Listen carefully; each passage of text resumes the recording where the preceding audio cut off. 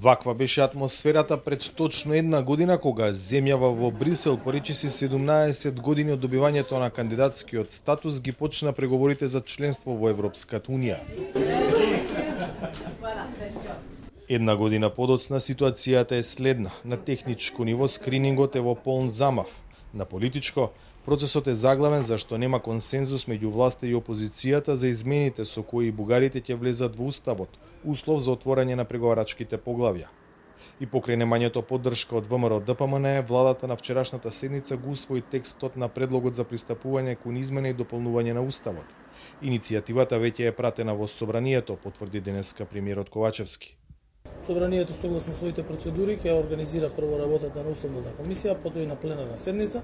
Моите очекувања се дека прво ќе имаме плодна дискусија, конструктивна расправа и дека ќе има надпартиски консензус за продолжување на европската интеграција на државата. Тоа е наведено и како објаснување во документот што владата го прати до собранието. Овој предлог за измена и дополнување на уставот владата го предлага поаѓајќи и од уставното начело дека граѓаните на републиката мора да негуваат одговорноста спрема сегашноста и иднината. Но ВМРО ДПМН не мисли така. За најголемата опозицијска партија текстот што владата го достави до собранието не само што е неприфатлив, туку е и како што вели Христијан Мицковски, тотално неразумен. Ке имаме координација како ВМРО ДПМН и на таа координација ќе го договориме нашиот настап, но она што е важно е дека ВМРО ДПМН и коалицијата имаат јасен став кој што е поврзан со овие уставни измени. И уставни измени вакви какви што се под бугарски диктат и на начин на кој што се доставуваат во парламентот не само што не се прифатливи, туку владата дополнително го усложнува процесот со тоа што дефинираше текст на уставните измени кој што не само што не е прифатлив, туку можам да кажам и дека е тотално неразумен. Тотално неразумен. И ваков како што е, дополнително ги загрозува позициите на Македонија во рамките на напредокот кон полноправно членство кон Европската унија.